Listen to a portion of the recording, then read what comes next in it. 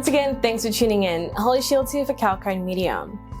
What is a validation code? Before we get into it, please give our channel a sub and hit that bell icon to stay ahead of the game.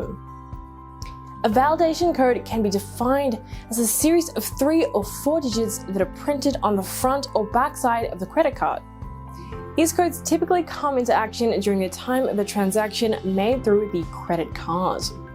Validation codes act as an extra security measure that protects the customers from any fraudulent activities taking place with respect to the credit card transactions.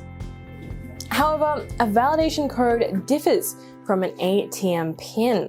ATM PINs are used at an ATM booth while making a transaction, whereas validation codes act as a verification for online merchants while making an online purchase. The usage of a validation code confirms the online merchants that the person using the card is an actual owner of the credit card and physically possesses the card. So, how does a validation code function? Well, as the world develops technologically, it becomes more comfortable with shopping online. Hence, the application of validation codes become essential when it comes to online shopping. With the growing popularity of online transactions, the threat of fraudulent activities has increased with time. So that said, here are the functionalities of a validation code. First of all, it ensures the online merchant that there is no identity theft. Generally, during a transaction, a customer is asked to enter their name, billing address, card details like card number, name on the card, expiry date, and the validation code.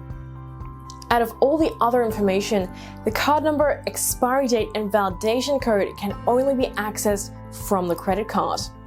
Therefore, entering this information makes sure that the person using the card is the actual owner and physically possesses the card. What are the popular types of validation codes? There's CVV1 and CVC1. These types of validation codes are printed on the second track of the magnetic strip.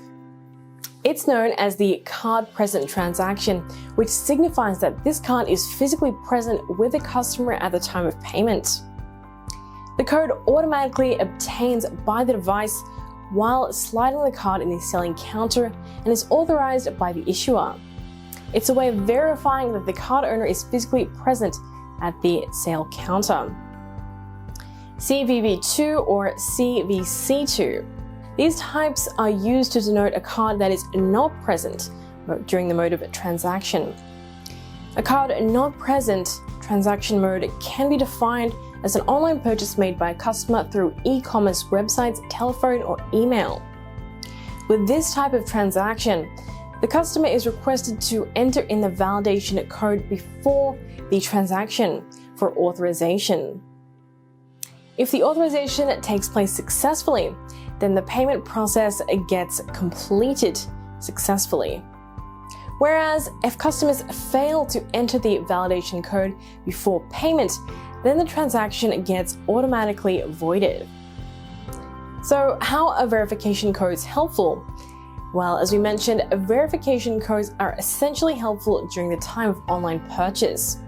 For the transaction to occur successfully, the customer must enter the personal details, such as name, billing address, and a few card details that comprise the card number, name on card, card expiry date, and verification code.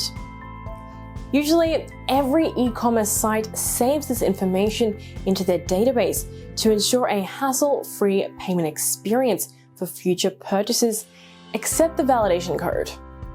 Customers must enter the validation code every time they try to initiate a transaction, as it proves that the credit card owner is using it. The purpose behind not saving the verification is to ensure secure transactions without any fraudulent activity. A validation code can only be entered in if its owner is physically carrying the credit card, thus it diminishes the chances of cybercrime and makes falsified transactions. In any case, if a credit card holder loses their card, then it can be immediately reported to the credit card issuer and become blocked as soon as possible. Now that you're up to speed, check out some of our other videos to boost your financial IQ. For regular updates, head to our website at calkinemedia.com. This has been Holly Shields for Calkine Media.